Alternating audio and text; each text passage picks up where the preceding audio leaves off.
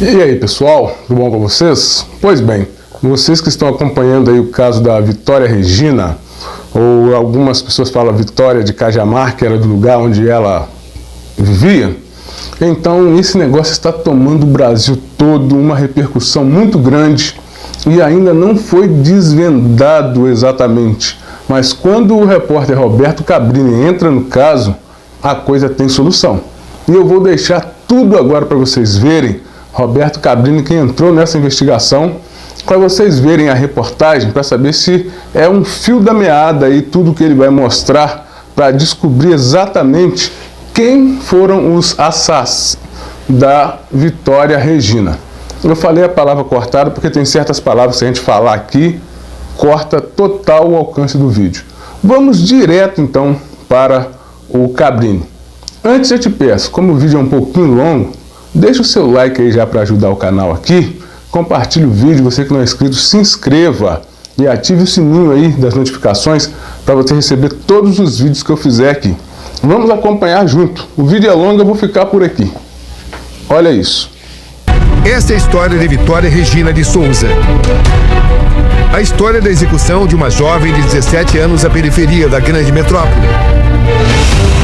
Por trás dela estão também questões maiores, inquietantes, algumas visíveis, outras não. E esse é também o passo a passo de duas grandes investigações. Uma policial, outra jornalística. Estamos nesse momento sobrevoando o município de Cajamar, 92 mil habitantes, região metropolitana de São Paulo, zona norte da grande metrópole. Nosso objetivo é estabelecer os pontos mais importantes, os pontos estratégicos do caso Vitória Regina. Pelo ar e pela terra, a sequência que culmina com uma execução brutal. Ó, a tatuagem do braço também, tá vendo? 99% é crime de vingança, é pela crueldade. Percorremos os locais mais importantes. É mata a perder de vista. São 9 milhões em metros quadrados de muita floresta. Fica fácil compreender por que esse local foi escolhido pelos assassinos para que o corpo fosse abandonado, pela dificuldade de acesso. Esses são os homens e as mulheres da Força Tarefa que realizaram as buscas. Na tarde deste sábado, outra descoberta importante que acompanhamos de perto, com exclusividade. O corpo de Vitória Regina foi encontrado há 3 dias. Vejam só, fios de cabelo e pedaços de roupa foram encontrados aqui. Vou pedir para o comandante, só pode descrever o que acaba de ser descoberto, por favor? Enquanto os senhores iam até o local onde ela foi encontrada, percebemos aqui um mato meio derrubado e viemos verificar e encontramos aqui cabelo, meia, um par aqui e outro par logo à frente. Refizemos as horas finais de Vitória e cada passo da Força Tarefa, que passou 70 horas em uma única semana, atrás das pistas do paradeiro da jovem. Era quarta-feira, 3h30 da tarde. Essas eram as condições. Uma área de difícil acesso. Estamos na Serra do Japi. Árvores remanescentes da Mata Atlântica. Muitos eucaliptos. Essa equipe estava em ação. São GCMs especializados em buscas. Junto com eles, o cão farejador Odin, um Blue Hound belga. O que chamava a atenção deles naquele instante era um odor muito forte. Mas era um trabalho demorado, exigia muita dedicação e não havia nenhuma certeza de sucesso. Quando chegamos lá na entrada, o odor, a gente já sentiu um odor forte. Aliás, até esse momento, sim, o odor continua forte. A gente sente que o odor está forte. O corpo foi removido, mas o odor ainda permanece. Isso. Os 3 homens, mais o cão farejador, avançam por essa pequena trilha. Mesmo com 70 horas de buscas, mesmo com o forte odor, os homens ainda tinham esperança de encontrá-la viva. Infelizmente, essa esperança termina aqui. Onde e como vocês encontraram o corpo? Estava deitado aqui, né? Posição, por cima do tronco, bastante machucado, bastante inchado, porque a gente apurou na hora com bastante violência. E assim os detalhes vão emergindo, e muitos deles são perturbadores. Naquela tarde, o secretário de Segurança, Leandro Arantes, chega logo em seguida. Secretário, o que é que o senhor observa? A forma como o corpo foi encontrado, Antes de ser secretário, eu sou pai.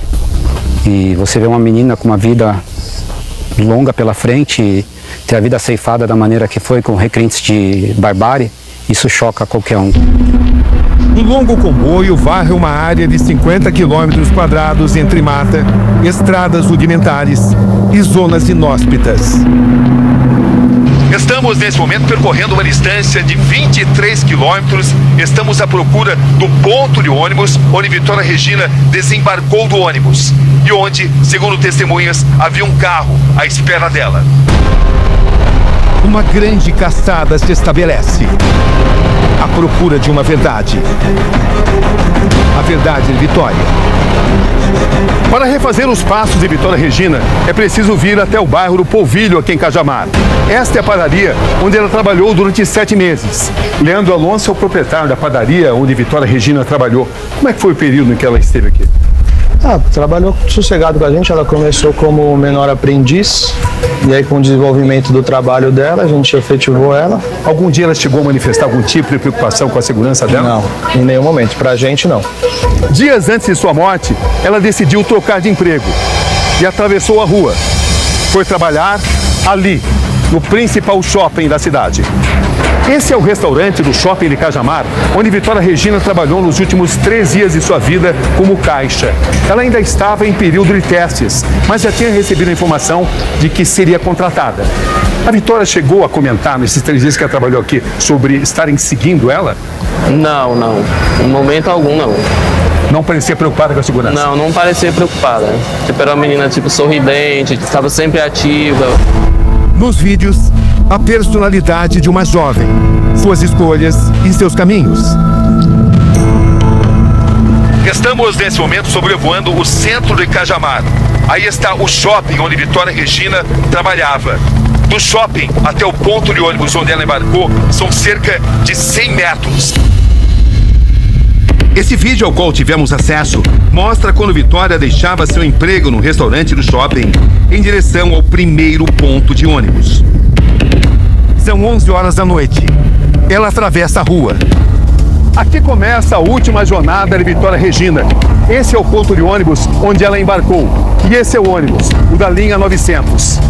Tudo parecia normal quando ela embarca em sua última viagem. Supostamente, seria o caminho de volta para casa. Mas não seria assim. 20 minutos depois, uma primeira parada. Tivemos acesso à última publicação nas redes sociais de Vitória antes de desaparecer. Às 11h21, depois de deixar o trabalho, ela escreve: "Bora para casa descansar, que amanhã tem mais." Naquela noite, Vitória desembarca do ônibus da linha 900 4 quilômetros depois e desce aqui, nesse ponto no centro da cidade. Aqui, ela atravessa a rua em direção a um segundo ponto de ônibus. Ela faz esse percurso que eu estou fazendo. O outro ponto de ônibus fica do outro lado da rua. E daqui, dessa posição, ela iria tomar o ônibus da linha 930 em direção à casa onde morava. Daqui, ela envia uma mensagem para uma amiga, demonstra preocupação, sinais de que ela estava sendo seguida. Passou uns caras no carro e eles falaram: "E aí, vida, aí tá voltando?" Ai, meu Deus do céu, eu vou chorar, eu vou ficar mexendo no celular, vou nem ligar pra eles. Ela foi abordada por um veículo com 2 a 4 caras, onde mexeram com ela e ela se comunica com a amiga dela, passando já a sensação de que estava muito preocupada. O carro que Vitória se refere é flagrado pelas câmeras de segurança. Um modelo semelhante a este apreendido na última sexta-feira. A polícia desconfia que seja o mesmo que aparece nas imagens. O veículo era usado por um vizinho bem próximo de Vitória, Daniel Lucas Pereira, um dos suspeitos de envolvimento no sumiço da jovem. É o que afirma o diretor do Departamento de Polícia Judiciária, Luiz Carlos do Carmo. Esse suspeito foi ouvido, foi apreendido o celular dele e está sendo encaminhado para a perícia. Mas nós já visualizamos que nele tinha imagens que foi gravado no caminho entre o ponto de ônibus até a residência da vítima. Ele fez várias gravações dessa passagem. Ele participou, né, do velório, no enterro e conduziu, acho que alguém da família. Meia-noite no dia 26 de fevereiro. Vitória entra no ônibus com destino à zona rural onde morava e mostra preocupação com 2 meninos que estavam com ela no ponto. Essa é sua última mensagem. Ai, amiga, mas só de boa, sabe? Ele estava do ônibus, só que nenhum deles desceu no mesmo ponto que eu. Então, tá de boa, não tem problema nenhum. Assim que ela desceu aqui, ela me avisou que ele não tinha descido no mesmo ponto que ela. Aí depois disso, ela não me mandou mais mensagem. O que se constatou logo no início? Se constatou o último ponto que ela desceu, foi feito através das nossas câmeras municipais, a cidade é monitorada, nós vimos os últimos passos dela. Quarta-feira, 5 de março, o corpo de Vitória é encontrado. A polícia não tem dúvidas. A jovem foi levada a um cativeiro antes de sua morte. Nós temos certeza, porque o local, ele fala, nós chamamos o exame perinocroscópio, que é para detectar o exame no local. E lá naquele local não encontrou resíduos hematológicos que poderiam indicar que ali foi o crime. Sábado 8 de março, uma verdadeira caçada aos suspeitos. O cruzamento de dados leva os investigadores até esse endereço na Grande São Paulo. A casa de Vitória teria sido feita refém. Isso é importante a gente tentar achar onde ocorreu essa barbárie. Em Cajamar, acompanhamos o momento que esse jovem tem a casa averiguada e seu celular apreendido. Seu nome é Matheus Marques. Trata-se de um dos passageiros que Vitória relata ter embarcado com ela no ônibus de volta para casa. Conseguimos um contato com Matheus Marques. Veja suas explicações. Ele desce um ponto depois da jovem. Querendo ou não, eu desci depois dela, né? No lugar da família, no lugar do irmão, eu também queria saber as informações, né? E eu tô aí, à disposição aí da polícia, à disposição aí pra gente chegar logo aí na conclusão. Aqui no mesmo bairro de Porunduva, na zona rural de Cajamar, encontramos a casa onde vivia Vitória Regina. Aqui sou recebido pelos pais dela. São muitas emoções, desabafos e informações. Uma família humilde. O pai, seu Carlos Roberto, sofre de paralisia desde a infância.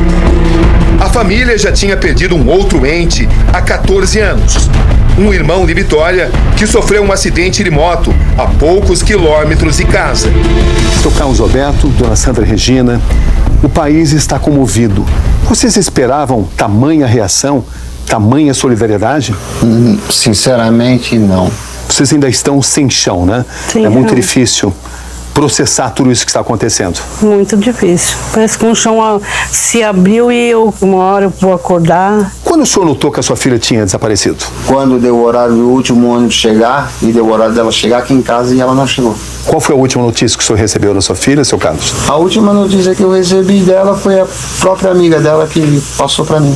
Que tinha uns caras mal encarados no ponto do ônibus e ela estava com medo. E ela chegou, vim até a subida aqui da minha casa. Quantos metros ela chegou aqui, pelo que o senhor observou? Não dá 400 metros. E aqui ela foi interceptada, pelo que o senhor observou? Isso. O senhor sabe quem são essas pessoas? Eu tenho certeza que foi gente daqui mesmo. Justamente no dia que o carro quebra, deve ser gente conhecida. Para o senhor, a execução dela foi planejada? Foi. As investigações apontam que Vitória chegou a pedir ajuda para 2 pessoas. Uma delas é seu ex-namorado. Em depoimento, ele diz que não tinha contato com Vitória há 4 meses. Mas a polícia descobre que ele esteve bem perto do local do desaparecimento de Vitória. Quando a vítima desce, ela teria que percorrer 15 minutos. Ali houve o arrebatamento. Naquele momento, nós puxamos as herbes para ver com relação a quem estaria naquela localização. E saiu a herbe do Gustavo, no ex-namorado dessa moça. No primeiro momento, conversa com os policiais e diz que faziam 4 meses que não conversavam com a vítima. Quando ele vê que ele foi contraditado com as herbes, ele muda a versão e fala que estava numa casa próxima a deles, a da vítima, junto com uma outra testemunha. Muita gente enxerga como um caso de vingança, de traição, de ciúmes. O que o senhor enxerga? Ciúmes, pode ser. Inveja, pode ser. Existem 2 pessoas muito importantes nesse caso. O ex-namorado e o ex-ficante. O que o senhor sabe sobre a participação de cada um deles? O do Polvilho lá, que é o Gustavo, que era o ex-namorado, eu não posso nem falar nada dele. Por quê? Porque eu tinha pedido para ela romper o namoro, ela falou para mim que tinha rompido. Deste daqui, eu também não posso falar, porque esse daqui eu nem sabia que ele existia. O ficante? É. O senhor só ficou sabendo depois? Só depois. E o que o senhor ficou sabendo? Fiquei sabendo que ela estava ficando com ele. Fala-se num tribunal do crime, algo extremamente grave. Havia sinais de brutalidade. Que tipo de reflexão o senhor faz sobre tudo isso? Fizeram tudo aquilo, raspar a cabeça, para jogar o tribunal do crime. O senhor conhece esse rapaz? Conheço. Quem é? É o tal do Matheus. Ao meu ver, ela entrou tranquila. Tipo, não percebi nada de apavoramento, coisa do tipo. O que chama a sua atenção? Se é uma pessoa que cada hora tem uma versão, como é que você confia numa pessoa dessa? O senhor desconfia dele? Desconfio, sim. E o que é que o senhor gostaria que o país soubesse nesse momento, seu Carlos? Tá vindo muitas mensagens aí, né, pela internet, que eu não tava nem ligando, que me viram eu não soltar nenhuma lágrima, só que nego não sabe que eu tô passando isso pela 2ª vez. É o 2º filho meu que eu enterro. Algumas atitudes do pai de Vitória chamaram a atenção da investigação. Tivemos acesso ao inquérito policial que apura o assassinato de Vitória. Em um trecho do documento, o comportamento do pai dela, Carlos Alberto, chama a atenção dos investigadores. Diz o documento: a autoridade policial aponta preocupações diversas à esperada desde o desaparecimento de sua filha e que ele teria verbalizado preocupação com um pedido de terreno para a família ao prefeito do município. O relatório aponta ainda que o pai omitiu ligações feitas à filha de um possível desentendimento entre os dois, o que teria provocado em Vitória a vontade de ir morar com uma irmã em outro local. Nesse momento, os pais de Vitória permitem que eu tenha acesso ao quarto dela. Trata-se de um momento de muita emoção. A cama, o retrato, o ursinho de pelúcia. Sonhos brutalmente interrompidos.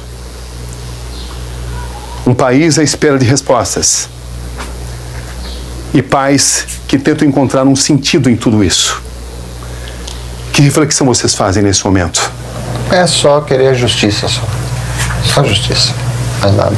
Aqui tudo remete a ela. Isso. Tudo. Mostre para mim os objetos dela, por favor, dona Sandra. Tem shampoo, que ela gostava muito de mexer com o cabelo, né? A menina vaidosa. Era. Os perfumes que ela gostava. O que está vindo à sua mente nesse momento, dona Sandra? Muita tristeza.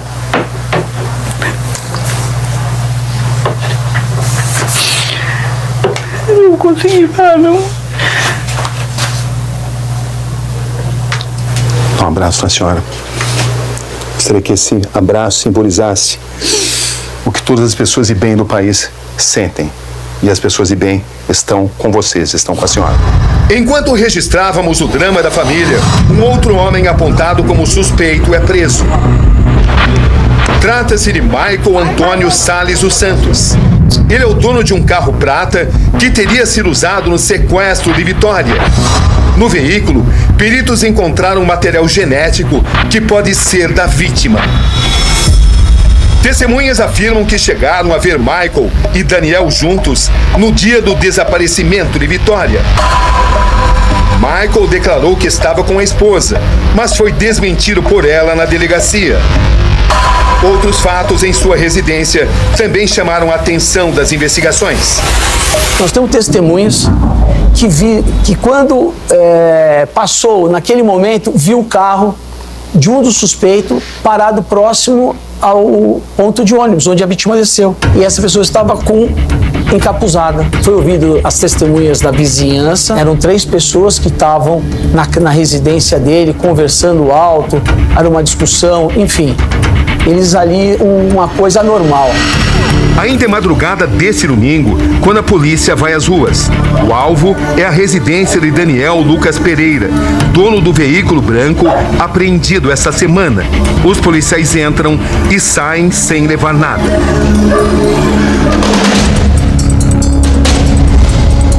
Seu caso, estamos amanhã de domingo e a razão de estarmos fazendo uma nova entrevista é que, nesse momento, a investigação policial põe o senhor como um dos suspeitos de envolvimento pela morte da sua filha. Como é que o senhor recebe essa informação?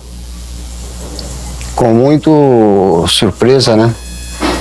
Porque qual é o pai insano, que vai querer a morte de uma filha? A autoridade questiona, por exemplo, o fato do senhor ter feito várias ligações à sua filha e de não ter mencionado isso aos investigadores em seu depoimento. Nunca ninguém me perguntou nada sobre ligação. E qual é o pai que uma filha desaparece e ele não tenta falar com ela? Liguei várias vezes mesmo. Os policiais afirmam que ela queria sair da sua casa, que ela queria morar com a sua filha, a irmã dela. Essa afirmação é mentirosa, porque ela ia para a casa da minha filha porque lá ficava mais perto do serviço dela. O senhor chegou a pedir um terreno para a prefeitura de Cajamar? Eu cheguei a falar com o prefeito, sim. Que eu falei para ele, se ele conseguisse qualquer lugar para mim ir, eu queria ir, porque aqui eu já perdi 2 filhos aqui. O fato de ser considerado suspeito nesse momento tira a sua tranquilidade, Carlos? Cada vez mais eu fico com o coração mais partido, você entendeu? Mais partido. Porque a desconfiança de eu ser o pai dela, eu ter feito uma coisa dessa... O senhor teme que o sigilo do seu telefone seja quebrado? Não. Não tenho nada que esconder. Que mensagens existem nesse celular? Um monte de mensagem dela. E assim, Carlos Alberto de Souza, o pai de Vitória Regina, permite que eu tenha acesso ao seu celular. As conversas entre ele e Vitória revelam a natureza do relacionamento entre ele e sua filha. Num primeiro áudio do dia 23 de fevereiro, Vitória conta ao pai a linha de ônibus que pegou, justamente no caminho do trabalho para casa. Tô no ônibus já. Peguei 910 porque 900 só ia passar aqui 1 e pouco só. 1,20. A última conversa entre pai e filha é da quarta-feira, 26 de fevereiro, dia em que Vitória foi vista com vida pela última vez. Às 8h52 da noite, Carlos Alberto manda esse áudio para a filha. Vitória, você vai vir pra casa ou você vai pra casa da Verônica? E o carro, a Vanessa levou lá a peça pra mim, o carro amanhã eu pego ele. Cerca de 1 hora depois, Vitória responde com uma mensagem de texto. Ela diz, vou pra casa. 3 minutos depois, o pai manda um último áudio. Tá bom então, cuidado, viu?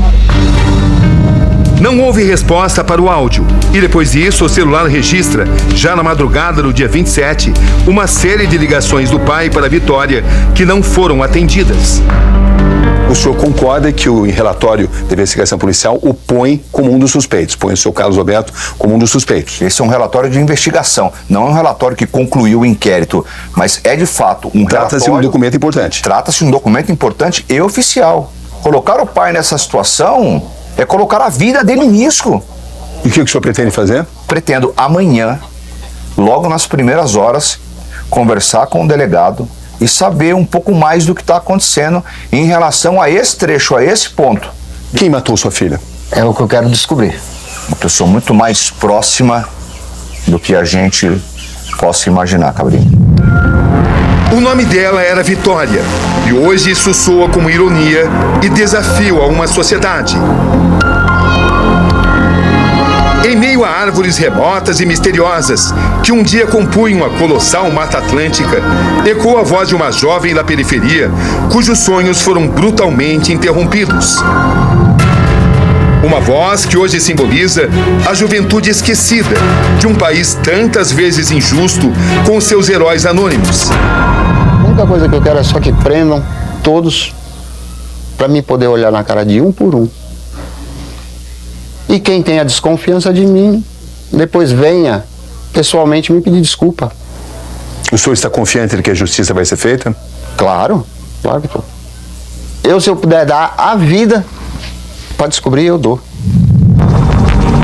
Encontrar e responsabilizar os culpados hoje transcende um caso policial para se transformar numa espécie de acerto de conta social em uma nação que não costuma ouvir o clamor das mulheres que apenas engrossam as estatísticas e que raramente conseguem ganhar rosto, alma, história e legado.